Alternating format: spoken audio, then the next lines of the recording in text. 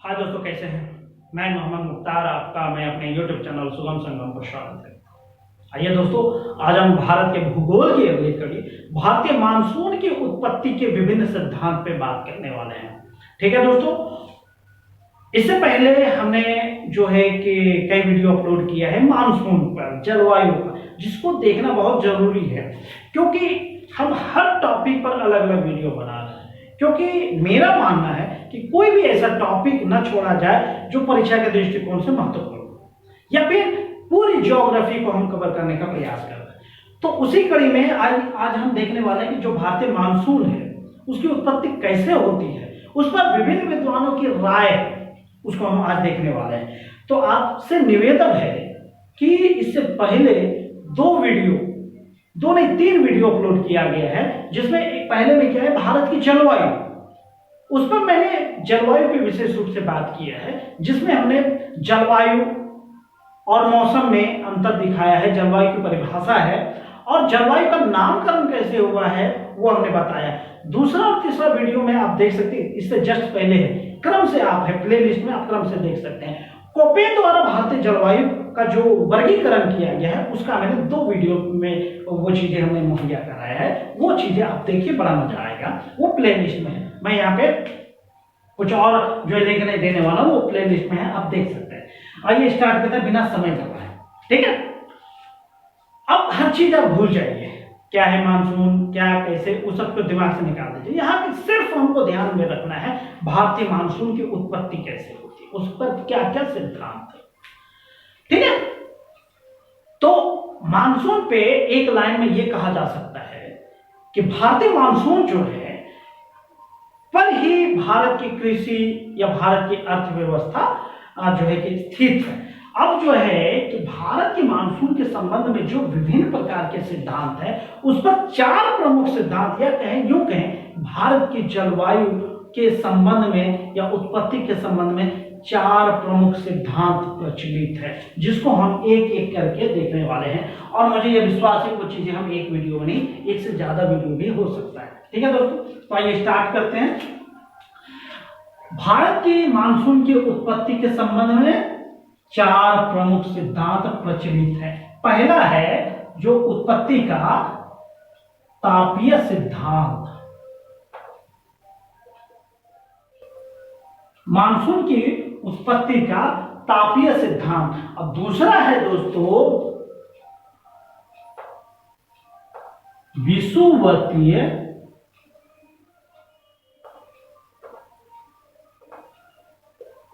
पछुआ पवन सिद्धांत। और ये पछुआ पवन, ये सब चीजें हम जो है कि भारतीय जलवायु का जो पहला वीडियो उसमें हम क्लियर कर चुके हैं, पछुआ पवन क्या है। ठीक है, और तीसरा है जेट स्ट्रीम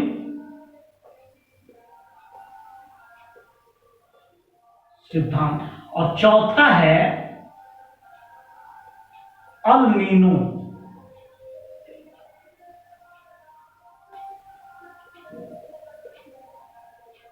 चौथा क्या है दोस्तों? अल नीनो सिद्धांत। तो ये 4 प्रमुख सिद्धांत। अभी सिर्फ ये याद रखना है कि भारतीय मानसून की उत्पत्ति के 4 प्रमुख सिद्धांत है, तापीय सिद्धांत, विषुवतीय पछुआ पवन सिद्धांत, जो और क्या है जेट स्ट्रीम सिद्धांत, अल नीनो सिद्धांत। अब ये चारों का आप नाम 2-3 बार अगर आप रिपीट करेंगे तो आई होप कि आपको चारों नाम याद हो जाएगा। कोई जरूरी नहीं कि हर चीजें आपको रखना ही रखना। अब हम दोस्तों एक एक करके आगे हम बढ़ते हैं। ठीक है, तो पहला हम देख लेते हैं तापीय सिद्धांत को। पहला हम क्या देखते हैं? तापीय सिद्धांत। आइए एकदम लास्ट तक देखिए वीडियो, हमें उम्मीद है इस वीडियो में हम क्लियर कर देंगे तापीय सिद्धांत को, तो खत्म ही कर देना है। कुछ नहीं है दोस्तों, चुटकियों में हल हो जाना है। आइए देखते हैं। पहला तो हमें यह जानना है कि इसके प्रतिपादक कौन है। जो पहला प्रश्न उठता है, प्रतिपादक कौन है? तापीय सिद्धांत का प्रतिपादक कहें या प्रतिपादन करने वाला कौन है? तो याद रख लीजिए, इसके प्रतिपादक का नाम है फेरल। भारतीय मानसून की उत्पत्ति के तापीय सिद्धांत के प्रतिपादक का नाम क्या है? फेरर। अब जो है कि फेरर नामक विद्वान जो है, उनका मानना है कि भारत की जो जलवायु है या फिर कहें मानसून है, उसकी उत्पत्ति का कारण ताप है। फिर से फेरर ने यह तापीय सिद्धांत, ऐसे कहें मानसून की उत्पत्ति का तापीय सिद्धांत के अनुसार भारत के मानसून की उत्पत्ति का मूल कारण क्या है? ताप है। क्या है दोस्तों? मूल कारण ये क्या मानता है? ताप को। यहां तक तो कोई दिक्कत नहीं। ताप को, ताप के अंतर्गत ये आता है और भी चीजें कि ताप के जो अंतर है उसके कारण भारतीय जो कि मानसून की उत्पत्ति, उसमें होता क्या है? इस सिद्धांत के अनुसार कि भारत के स्थल एवं जल के गर्म और ठंडा होने की विपरीत परिस्थिति के कारण जो कि मानसून की उत्पत्ति होती है। फिर से गर्म और ठंडा होता क्या है कि दिन में स्थल जो है कि पहले गर्म हो जाता है, जल देर से गर्म होता है। अब क्यों गर्म होता है जल देर से गर्म? क्योंकि जल में गुप्त उष्मा पाई जाती है, जो उष्मा को कंट्रोल करता रहता है, वो स्टोर करता रहता है, तो जल देर से गर्म होता है। वहीं स्थल का क्या है, भूमि का क्या है, वो जल्दी गर्म हो जाता है और जल्दी ठंडा हो जाता है। जल में क्या होता है, वो देर से गर्म होता है, देर से ठंडा होता है। इस वजह से क्या होता है कि जब स्थल जो है वह गर्म होता है, गर्म पहले से होता है, और जो है कि पानी धीरे धीरे गर्म होता है, और जब शाम हो जाती है, जब जो भूमि जो है, स्थल जो है वो ठंडा होने लगता है, तब तक जल गर्म हो चुका हो। तो ये जो गर्म और ठंडा होने की आंख मिचौली चलती है, इसकी वजह से जल जो है कि मानसून की उत्पत्ति होती है। इसको हम क्लियर करते हैं। क्लियर हो गया कि भारत इस सिद्धांत के अनुसार जो है कि मानसून की उत्पत्ति का मूल कारण क्या है? ताप है, और इसके प्रतिपादक फेरर है। यहां तक तो आई होप कि आपको समझने में कोई परेशानी नहीं होगी। फेरर ने जो अपना विचार दिया है उसमें क्या क्या उन्होंने बताया है, देखिए। ग्रीष्म ऋतु में क्या होता है, ये हम पहले लिख दें। ग्रीष्म ऋतु में सूर्य का प्रकाश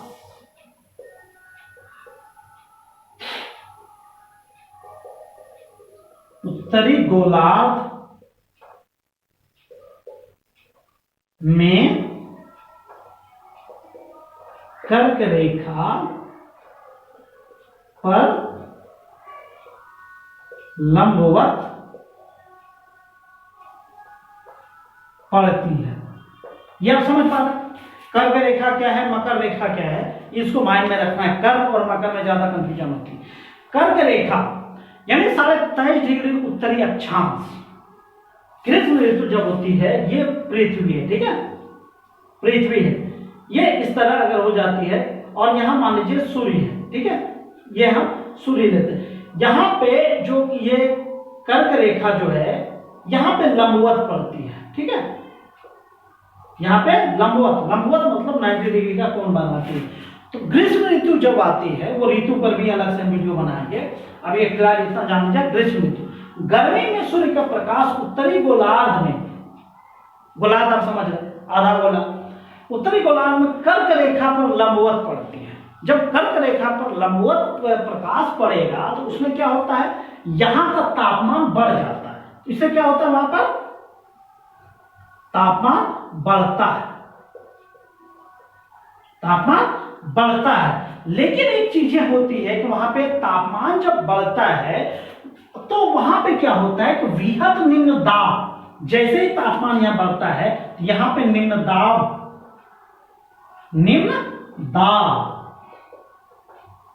का निर्माण हो जाता है। याद रख लीजिए, जहां का तापमान बढ़ेगा वहां वायुदाब घटेगा, तो वृहत निम्न दाब का निर्माण होता है। कहां पर? उत्तरी जो है कि उत्तरार्ध में कह सकते हैं, या कर्क रेखा पर कह सकते हैं। निम्न दाब एकदम आराम से धीरे धीरे बढ़ते जाएंगे, निम्न दाब का निर्माण होता है। इस वजह से क्या होता है व्यापारिक पवने, कौन सा?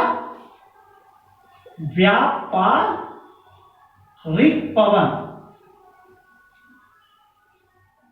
व्यापारिक पवने जो है, जैसे ही निम्न दाब का निर्माण वहां होता है, व्यापारिक पवने वहां पे गौण हो जाती है, समाप्त हो जाती है। अब यह समझना है कि व्यापारिक पवने होती क्या है।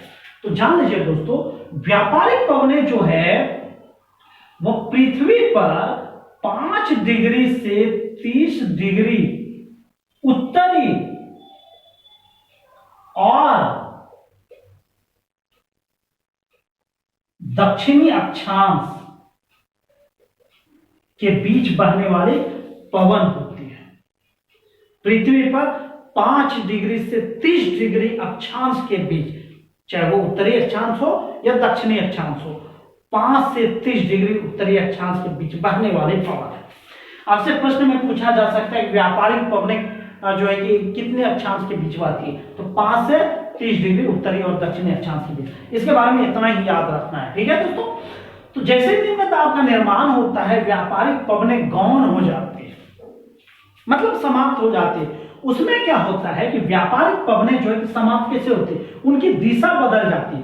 उसमें क्या होता है कि मान लीजिए ये पृथ्वी है, ये ऊपर उत्तर है, नीचे क्या है दक्षिण, इधर पूरब और इधर क्या है पश्चिम है। तो उसकी दिशा जो है ना दोस्तों, वो इस तरह हो जाती है। दिशा मान लीजिए ये 5 से 30 डिग्री अक्षांश है, वो यहां से इस दिशा में बहने लगती है, उत्तर पूर्व दिशा में निकल जाती है, बह जाती है। जब यहां पे निम्न दाब का निर्माण हुआ है, याद रख लीजिए पवनों की दिशा उच्च दाब से निम्न दाब की ओर होती है। यानी गर्म स्थान जहां है, गर्म जो कि हवा गर्म होती है, वो ठंडी दिशा जो कि ठंडे स्थल की ओर प्रवाहित होती है, वो अलग से हम बात करेंगे। फिलहाल यहाँ पे जान लीजिए निम्न दाब का निर्माण हुआ, व्यापारिक पवने गौण हो जाती है और उनकी दिशा जो है वो उत्तर पूर्व की ओर हो जाती है। तो उस वजह से क्या होती है, वो पूरी जो है कि हवा की दिशा जो है कि पूरी रफ्तार में बढ़ती है, वो आगे इस तरह बढ़ती है। अब आप भारत की ओर देख रहे हैं कि ये मान लीजिए भारत है, ठीक है। इधर क्या है अरब सागर है और इधर बंगाल की खाड़ी है और इधर हिंद महासागर है। तो वो इस तरह आगे बढ़ती है, पवन बढ़ती है। तो यही पवन जो है दक्षिण पश्चिम मानसून कहलाती है। यही पवन क्या कहलाती है, दक्षिण पश्चिम मानसून कहलाती है। अब हम दक्षिण पश्चिम मानसून पर अलग से वीडियो बनाएंगे, यहां फिलहाल जान लीजिए दक्षिण पश्चिम दिशा से, क्योंकि क्या है उत्तर इधर दक्षिण पूरब पश्चिम, क्योंकि हवा क्या है उत्तर पूर्व दिशा में गया, बचा क्या इधर से ही तो बढ़ रही है। तो दक्षिण पश्चिम दिशा में, वो दक्षिण पश्चिम दिशा से आगे बढ़ती है, तो उसको क्या कहा जाता है, दक्षिण पश्चिम मानसून कहा जाता है। वो दक्षिण पश्चिम मानसून होता है, क्योंकि ये पूरे पृथ्वी पर नहीं होती है बल्कि भारतीय महाद्वीप पर। क्योंकि इसको हम मिटाएंगे उसके बाद ही हम समझा पाएंगे, ठीक है दोस्तों। ये मिल गया। ये इस तरह हम देखते हैं कि ये भारत है, ठीक है, ये भारत है। ये थोड़ा बढ़िया बना दे, ये हो गया भारत का दक्षिणी हिस्सा। क्योंकि होता क्या है कि दक्षिण पश्चिम मानसून जो है, दक्षिण पश्चिम मानसून भारतीय उपमहाद्वीप, संपूर्ण भारतीय उपमहाद्वीप। अब प्रश्न उठता है कि जो भारतीय महाद्वीप में कौन कौन सा देश स्थित है, ये भी पूछा जाता है, भारतीय महाद्वीप। अब प्रश्न उठता है, कहेंगे सर वो जो कि महाद्वीप तो बड़ा बड़ा है, ये है एशिया, यूरोप, अफ्रीका, बड़ा बड़ा महाद्वीप है, लेकिन ये कौन सा महाद्वीप आ गया, भारतीय महाद्वीप। तो याद रखिए दोस्तों, इससे भी कई बार प्रश्न पूछा जाता है कि भारतीय महाद्वीप में कितने देश स्थित है या कौन कौन से देश स्थित है। तो बिल्कुल घबराना नहीं है, भारतीय नाम है तो पहला क्या हो गया, भारत हो ही गया इसमें। दूसरा क्या हुआ, भारत का पड़ोसी देश, एक एक करके मानचित्र अगर याद है तो भारत के पड़ोस में क्या है, बांग्लादेश है। दूसरा देश बांग्लादेश हो गया। म्यांमार को छोड़ दीजिए, ऊपर बढ़िए, चीन को भी छोड़ दीजिए, बाकी कौन सा आता है, भूटान आ गया। दूसरा क्या, चौथा क्या हो गया, नेपाल आ गया। देख रहे हैं नेपाल हो गया, और पांचवा देश है पाकिस्तान। तो 5 देश भारतीय उपमहाद्वीप में स्थित है। तो बिल्कुल कंफ्यूज नहीं होंगे, भारतीय उपमहाद्वीप में कितने देश है? 5 देश, भारत, बांग्लादेश, भूटान, नेपाल, पाकिस्तान। इस तरह अगर आप माइंड को में ये सेट कर लेंगे मानचित्र को, तो आपको रटने की जरूरत नहीं पड़ेगी। तो चलिए, ये हो गया भारतीय जो है कि उपमहाद्वीप कह सकते हैं इसको, क्या कहेंगे? उपमहाद्वीप। भारतीय महाद्वीप में उपमहाद्वीप। अभी हम कहा थे दक्षिण पश्चिम मानसून। दक्षिण पश्चिम मानसून जो है कि संपूर्ण भारतीय उपमहाद्वीप में बहता है। अब हम आते हैं आगे, यहां तक तो हो गया दक्षिण पश्चिम मानसून में आगे। अब मान लीजिए ये मानसून यहां आई, ठीक है, ये मानसून भारतीय उपमहाद्वीप में आ गई, तो सबसे पहले कौन सा देश आएगा? भारत ही तो आएगा। भारत में आ गए, यहां पे कौन सा आ गया भैया? दक्षिण पश्चिम मानसून आ गई। अब यहां पे दक्षिण पश्चिम मानसून जब भारत के करीब पहुंचता है तो वो 2 हिस्सों में बढ़ जाता है। फिर से, दक्षिण पश्चिम मानसून जब भारतीय क्षेत्र में पहुंचता है तो भारतीय मुख्य भूमि में पहुंचने से पहले वो 2 हिस्सों में बढ़ जाता है। वो हिस्सों में कैसे बढ़ता है? इधर क्या है? अरब सागर, इधर क्या है? बंगाल की खाड़ी। तो पहला जो है आ जाता है अरब सागर, और दूसरा हिस्सा बढ़ जाता है बंगाल की खाड़ी की ओर, समुद्र में चली जाती है बंगाल की खाड़ी को। और यहां पर अपना एक केंद्र शासित प्रदेश है जो कि अंडमान निकोबार द्वीप समूह। तो यहां जो इतना आप याद रख लीजिए, इतना आप चाहे लिखना चाहे लिख सकते हैं, या स्क्रीनशॉट लेना चाहे ले सकते हैं। उसके बाद हम और आगे हम बढ़ते हैं, ठीक है दोस्तों। आइए दोस्तों, अभी तक हम क्या देख रहे हैं? ये सब चीजें जो हो रही है कहां पे हो रही है? ग्रीष्म ऋतु में हो रही है। कहां पे हो रही है? अभी हम चल रहे हैं ग्रीष्म ऋतु में ही चल रहे हैं, भारतीय उपमहाद्वीप में या भारतीय मुख्य भूमि की ओर जो है कि मानसून आ चुका है। और वो कितने हिस्सों में बढ़ गया है? 2 हिस्सों में बढ़ गया है दोस्तों, ठीक है,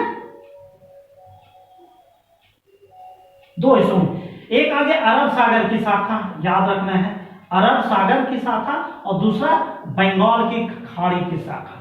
बंगाल की खाड़ी की शाखा हो चुकी है, ये इस तरह आया है, ठीक है। एक हिस्सा इधर चला गया। अब ध्यान से सुनिएगा, अभी सिर्फ ये जाने कि भारतीय मुख्य भूमि में आया और ये 2 हिस्सों में बढ़ गया। कितने हिस्सों में? 2 हिस्सों में, 2 भाग में बढ़ गया। कौन सा?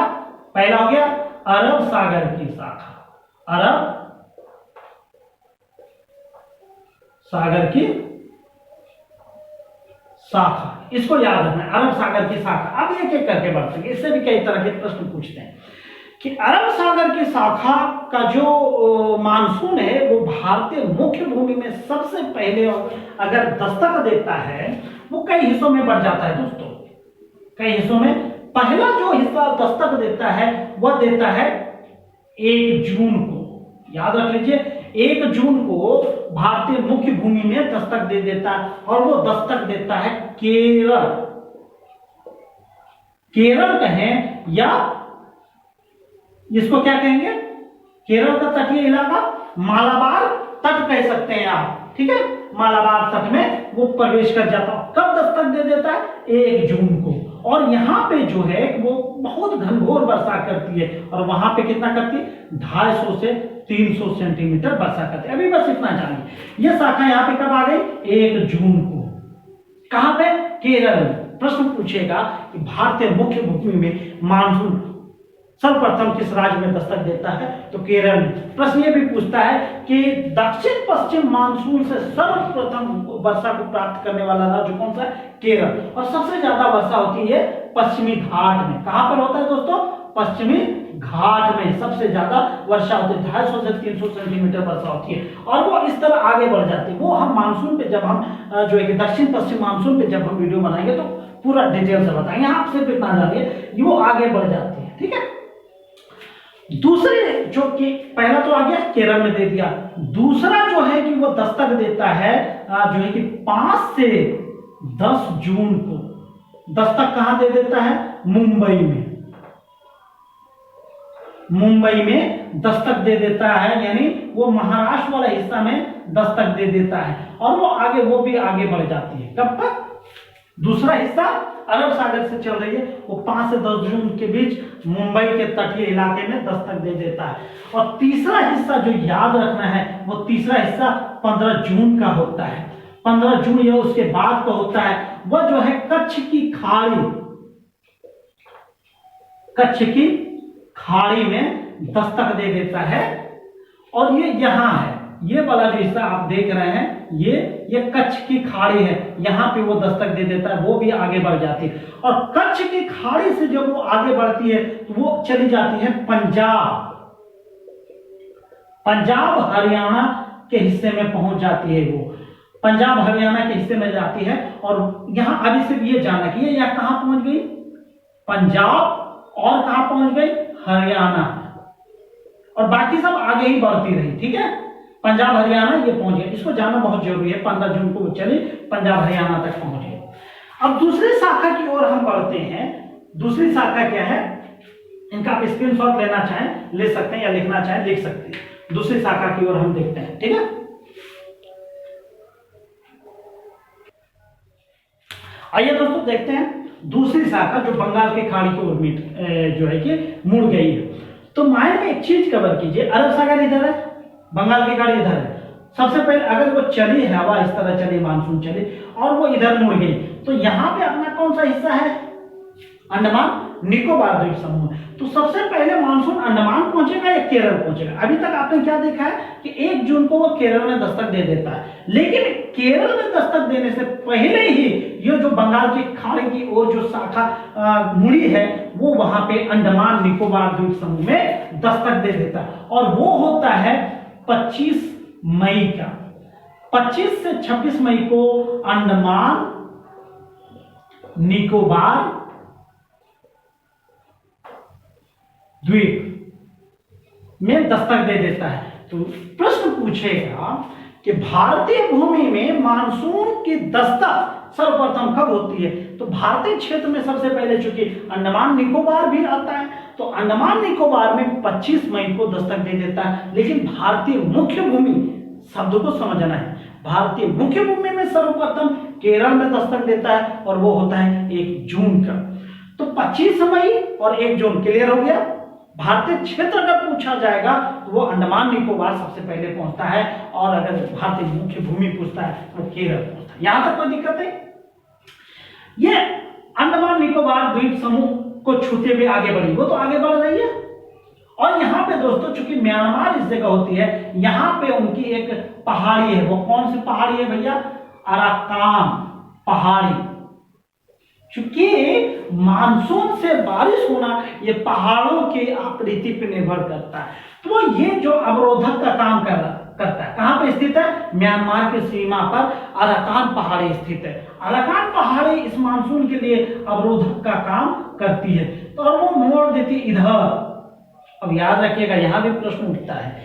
अब बंगाल की खाड़ी की शाखा जब आगे बढ़ती है अंडमान निकोबार द्वीप समूह से होते हुए, तो वो अराकान पहाड़ी से होकर मुड़ती है, किधर, पश्चिम की ओर मुड़ती है। पश्चिम की ओर जब मुड़ती है तो इस जगह दोस्तों कौन सा देश है, बांग्लादेश है। यहाँ पे कौन सा है, बांग्लादेश स्थित है। बांग्लादेश के दक्षिण से होकर वो भारतीय क्षेत्र में प्रवेश करती है, और बांग्लादेश से जस्ट सट्टा यानी बांग्लादेश के पश्चिम में कौन सा देश स्थित है भारत का, पश्चिम बंगाल। कौन सा देश स्थित है, पश्चिम बंगाल। याद रख लीजिएगा, बांग्लादेश के पश्चिम में स्थित भारतीय राज्य पश्चिम बंगाल। बांग्लादेश हो गया, इधर क्या है दोस्तों, पश्चिम बंगाल। तो अराकान पहाड़ी से वो मुड़ी है इसे। जब प्रश्न पूछेगा कि बंगाल की खाड़ी की शाखा से जो मानसून मुड़ती है भारत के, सर्वप्रथम किस राज्य में दस्तक देती है, तो राज्य अगर पूछा जाए वो होती है पश्चिम बंगाल। और भारतीय क्षेत्र अंडमान निकोबार, याद रख लीजिएगा, भूलना नहीं है। हाँ, तो पश्चिम बंगाल के कहां पर, दक्षिण पश्चिम एरिया में वो दस्तक देती है। जब दक्षिण पश्चिम एरिया में दस्तक देती है तो यहां पर यह 2 हिस्सों में बढ़ जाते हैं। कहां पे, याद रखिएगा, अंडमान निकोबार द्वीप समूह से कहां बढ़ा भैया, अराकान। फिर से हम लिख दे रहे हैं, अराकान पहाड़ी। अराकान पहाड़ी से वो आगे बढ़ा कहां पे, भारतीय क्षेत्र पश्चिम बंगाल में। पश्चिम बंगाल में यह दो हिस्सों में बढ़ जाती है, याद रखिएगा, पश्चिम बंगाल में दो हिस्सों में, एक हिस्सा पड़ जाती है पश्चिम दिशा में, एक दिशा एक हो जाती है वह उत्तर पूर्व दिशा में, उत्तर पूर्व दिशा में। अब पहले हम उत्तर पूर्व दिशा की ओर बढ़ जाते हैं। उत्तर पूर्व दिशा में जब ये बढ़ती है वो ऐसे मुड़ जाती है, ठीक है। तो यहां पर दोस्तों उत्तर पूर्वीय राज्य स्थित है, वो कौन सा, यहां पे मेघालय स्थित है। यहां पे कौन सा राज्य स्थित है, मेघालय। और वो यहाँ की जो है कि गारो खासी जयंतिया 3 प्रमुख पहाड़ी है, इसको भी याद रखिएगा। यहाँ पे चूंकि पर्वतों की जो आकृति वो कीट के आकार की, तो यहाँ पे घनघोर वर्षा करती है। और भारत में सबसे ज्यादा वर्षा प्राप्त करने वाला अगर कोई स्थान है तो मासिनराम है, वो मेघालय में। मासिनराम से पहले सबसे ज्यादा वर्षा को प्राप्त करने वाला अगर स्थल था वो कौन था, चेरापूंजी, याद रख लीजिएगा। पहले कौन था, चेरापूंजी, उसके बाद क्या आ गया, मासिनराम।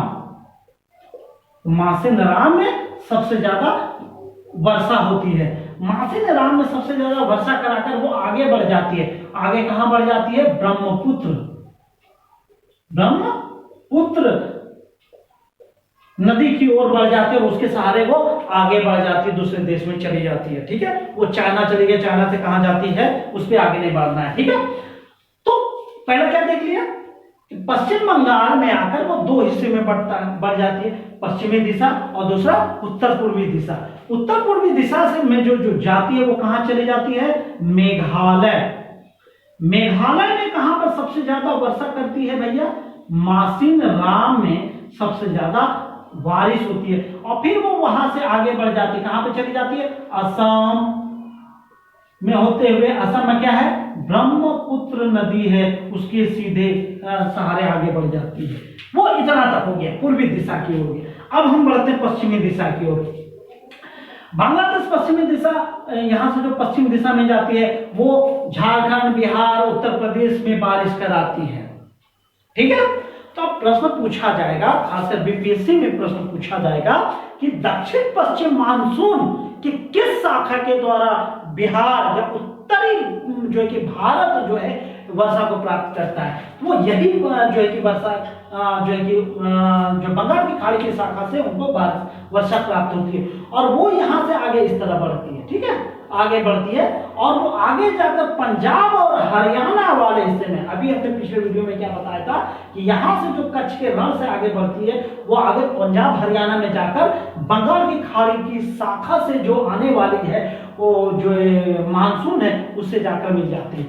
तो अब प्रश्न पूछेगा कि कौन सा राज्य अरब सागर और बंगाल की खाड़ी की शाखा से वर्षा प्राप्त करती है, तो वो हो जाएगा पंजाब हरियाणा वाला हिस्सा जो है दोनों शाखा से वर्षा प्राप्त करते हैं। आप देख रहे हैं वो आगे बढ़ी पंजाब हरियाणा तक गई और इधर से बंगाल की खाड़ी से आगे बढ़ी वो भी पंजाब हरियाणा में जाते हैं और यहाँ पर भी वर्षा को प्राप्त करती है। इसीलिए पंजाब जो है सर्वाधिक उपजाऊ है, छोटा राज्य है लेकिन बहुत ज्यादा अन्न उपजाता है, ठीक है। वो हम कभी जो है कि फसल पे हम बात करेंगे तो उस पर हम बात करेंगे। तो पश्चिमी दिशा में आपने देखा तो वो कहां चला गया भैया, पश्चिमी दिशा में गया तो वो बिहार, यूपी आगे बढ़ जाती है, वो हरियाणा और पंजाब की ओर चली जाती है और यहां पे आके वो अरब सागर की शाखा से मिल जाते हैं। यहां तक मुझे उम्मीद है कोई दिक्कत नहीं होगी। ये हो गया तापीय सिद्धांत। और क्या दूसरा, ग्रीष्मकालीन या ग्रीष्म ऋतु में दक्षिण पश्चिम मानसून की स्थिति को हमने बताया। आप इनका स्क्रीनशॉट लेना चाहे ले सकते हैं क्योंकि अभी गर्मी ऋतु हुई है, सर्दी अभी बाकी है, गर्मी के बाद सर्दी आ रही है। अब इसका आप स्क्रीनशॉट लेना चाहे ले सकते हैं, लिखना चाहे लिख सकते हैं। आइए दोस्तों अब हम देखते हैं भारतीय मानसून के। अभी तापीय स्थिति, तापीय सिद्धांत में बढ़ रहा है। ग्रीष्म ऋतु खत्म हो गया, शीत ऋतु में ठीक विपरीत होता है। अगर आपने ग्रीष्म ऋतु में मानसून की स्थिति देख लिया है तो शीत ऋतु में ठीक विपरीत होता है। अब पीछे चलिए फ्लैश में, ग्रीष्म ऋतु में क्या हुआ था, कर्क रेखा पर सूर्य की किरणें लंबवत पड़ी थी। वहां पर क्या हुआ था, निम्न दाब उत्पन्न हुआ था, व्यापारिक पवनें आगे बढ़ गई थी, उत्तर पूर्व की ओर बढ़ गई थी और नीचे से मानसून आगे बढ़ी थी। शीत ऋतु में ठीक विपरीत होता है कि सूर्य की किरणें, याद रख लीजिए, शीत ऋतु में क्या हो जाता है, सूर्य की किरणें मकर रेखा पर क्या होती है भैया, लंबवत हो जाती है, लंबवत होती है। जब लंबवत होगी तो मकर रेखा पर क्या हो जाएगा, मकर रेखा पर जो है क्या हो जाएगा, निम्न दाब हो जाएगा। मकर रेखा पर क्या हो जाएगा, निम्न दाब, निम्न दाब का एरिया बन जाएगा। निम्न दाब नहीं, यानी यहां पर भी व्यापारिक पवनें समाप्त हो जाएंगे,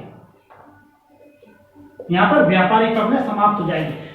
याद रख लीजिए, व्यापारिक पवनें क्या है, 5 डिग्री से 30 डिग्री उत्तरी अक्षांश और वहीं दक्षिणी अक्षांश, दोनों में ये व्यापारिक पवनें पाई जा रही है। तो जब आप ग्रीष्म ऋतु में देखे थे तो उत्तरी अक्षांश की व्यापारिक पवनें गौण हो गए थे। वहीं शीत ऋतु में क्या हो रहा है कि ये दक्षिण की व्यापारिक पवनें गौण हो जा रही है और वहीं उत्तर की व्यापारिक पवनें वर्तमान स्थिति में आ जाती है, अपनी जो है मूल स्थिति में आ जाती है।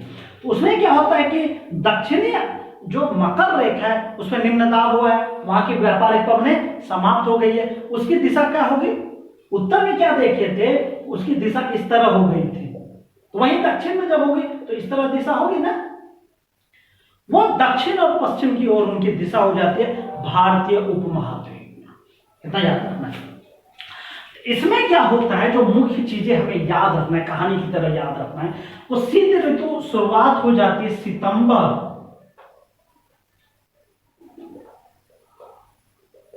सितंबर के प्रारंभ से। शीत ऋतु में क्या होती है कि मकर रेखा पर निम्न दाब का क्षेत्र बन जाता है। निम्न दाब कहां हो जाता है, ये सागर वाला इलाका, अरब सागर और बंगाल की खाड़ी वाला हिस्सा में जो है निम्न दाब हो जाता है। उत्तर क्या है, उच्च दाब है, उच्च दाब से पवनें नीचे की ओर उतरेगी निम्न दाब की ओर। इसमें क्या होता है, सितंबर के प्रारंभ में जो है कि मानसून लौटने लगता है, सितंबर के प्रारंभ में मानसून लौटने लगता है और इस स्थिति में लौटती मानसून का निर्माण होता है, लौटती मानसून। तो प्रश्न आपसे पूछेगा कि भारतीय क्षेत्र में या भारतीय उपमहाद्वीप में मानसून लौटना प्रारंभ कब से करता, तो क्या जवाब देंगे आप, सितंबर के प्रारंभ। और इसमें जो मुख्य चीजें हमको जानना है, सितंबर के प्रारंभ में वो इस तरह लौटना प्रारंभ करता है। इसका क्या कारण है वो हम जो है कि जब दक्षिण पश्चिम मानसून, उत्तर पूर्वी मानसून, उत्तर जो है कि दक्षिण पश्चिम मानसून और उत्तर पूर्वी मानसून पर जब हम वीडियो बनाएंगे तो उसमें हम बताएंगे। फिलहाल ये जान लीजिए, वो इस तरह मुड़ती है, वो आती है और इस तरह मुड़ना स्टार्ट कर देती है, याद रखिए, ये उनकी दिशा हो जाती है। तो अब प्रश्न उठता है कि भारतीय क्षेत्र में सबसे पहले जो लौटना प्रारंभ करता है, लौटना प्रारंभ करता है वो होता है राजस्थान से। शीत ऋतु में मानसून जो लौटना प्रारंभ करता है वो कहां से प्रारंभ करता है भैया, राजस्थान से। उसके बाद कुछ हिस्सा वो गुजरात का होता है, लौटना प्रारंभ किया, गुजरात का भी कुछ हिस्सा होगा, ये गुजरात है, यहाँ चुके राजस्थान, तो इस तरह अगर लौटेगी तो पहला राजस्थान होगा। तो प्रश्न इस तरह पूछेगा कि मानसून लौटने की प्रक्रिया किस राज्य से प्रारंभ होती है, राजस्थान से। कब, सितंबर के प्रारंभ में, पूरा सितंबर वो ले लेता है। तो कहां से, राजस्थान, फिर गुजरात आया, गुजरात के बाद जब आप आगे बढ़ते हैं, पूर्वी दिशा की ओर बढ़ते हैं तो कई सारे राज्य आते हैं, मध्य प्रदेश है, यूपी है, बिहार, झारखंड, पश्चिम बंगाल, इस तरह होते हुए। तो याद रखिए गुजरात के बाद क्या कह देंगे आप, गंगा का पश्चिमी मैदान से होते हुए वो आगे बढ़ता है। वो कौन सा राज्य आ जाता है भैया, पश्चिम बंगाल आ गया। पश्चिम बंगाल से आगे वो बढ़ता है, अरब सागर को छूता है, कहाँ को छूता है? अब हम आगे बढ़ते हैं इधर। पश्चिम बंगाल आगे बढ़ा क्या है? अरब सागर। अरब सागर उससे पहले वो कर्नाटक को छू लेता है, कर्नाटक को छू लेता है। याद आप कहेंगे कर्नाटक कैसे? ये वाला हिस्सा क्या है? कर्नाटक है, वो आया कर्नाटक को छू ले। इधर ये पश्चिम बंगाल की खाड़ी है। पश्चिम बंगाल के बाद अरब सागर नहीं, ये बंगाल की खाड़ी, मैंने गलत बोल दिया, बंगाल की खाड़ी कर्नाटक को छूता है। और सबसे लास्ट में तमिलनाडु। तमिलनाडु तो प्रश्न, अब तमिलनाडु से होते हुए वो जिधर से आए उधर चली जाती। तो प्रश्न इससे उठता है कि लौटते मानसून से सर्वाधिक वर्षा को प्राप्त करने वाला राज्य कौन सा है? तो सबसे लास्ट ये है दोस्तों। होता क्या है, ये मानसून इधर से आई, क्योंकि लौटने के क्रम में वो बंगाल की खाड़ी में प्रवेश करती है और यहां से नमी लेकर वो भारतीय क्षेत्र में इस तरह प्रवेश कर जाती है। यहाँ पे तमिलनाडु है और ये आंध्र प्रदेश वाला एरिया भी लेता है। आंध्र प्रदेश, चूंकि वो चीजें आपको देखते जाना है, आंध्र प्रदेश वाला एरिया और सबसे लास्ट में तमिलनाडु में वो बारिश कराती है। और यहाँ पर जो है कि शीत ऋतु में फसल का उत्पादन अच्छा होता है। तो कई चीजें हो गई। लौटता मानसून की शुरुआत किस राज्य से होती है? राजस्थान से। कब? सितंबर के प्रारंभ में। और अंत किस राज्य से होती है? तमिलनाडु से। तो प्रश्न पूछेगा कि लौटते मानसून से सर्वाधिक वर्षा को प्राप्त करने वाला राज्य कौन सा है? तमिलनाडु। ठीक है, तो आई होप कि इस तरह कहानी की तरह अगर आप समझेंगे तो मैंने तापीय सिद्धांत, जो भारतीय मानसून की उत्पत्ति का तापीय सिद्धांत है, इसको मैंने क्लियर कर दिया। अब अगर इसको आपने समझ लिया, पहले इसको आप क्लियर कर लीजिए, स्क्रीनशॉट लेना है ले लीजिए, लिखना है लिख लीजिए। आइए दोस्तों देख लेते हैं इसमें दूसरा सिद्धांत, भारतीय मानसून की उत्पत्ति का दूसरा सिद्धांत, उष्ण कटिबंधीय पवन सिद्धांत। चूंकि ये बहुत ज्यादा बड़ा नहीं है, बहुत शॉर्टकट में हो जाएगा। अभी आपने जो तापीय सिद्धांत पढ़ा है वो करीब करीब वो उसी को फॉलो करता है, क्योंकि नाम अलग है, अलग विद्वान ने थोड़ा सा चेंज किया था, हमें जब बहुत ज्यादा डिटेल में नहीं जाना है। अब ये पहले जान लेना है कि इसके प्रतिपादक कौन है। जो प्रश्न आपसे पूछ देगा कि प्रतिपादक कौन है, इससे पहला प्रश्न उठता है कि प्रतिपादक कौन है। तो याद रख लीजिए दोस्तों, इनके प्रतिपादक का नाम है फ्लोन। और तापीय सिद्धांत में क्या था? फेरल। याद रख लीजिए, फेरल ने तापीय सिद्धांत दिया था। वहीं पछवा पवन सिद्धांत किसने दिया है? फ्लोन ने। फेरल फ्लोन आप याद रखेंगे कंफ्यूजन में, पछवा फ्लोन, इस तरह आप याद रख सकते हैं, पछवा फ्लोन, फ्लोन ने दिया।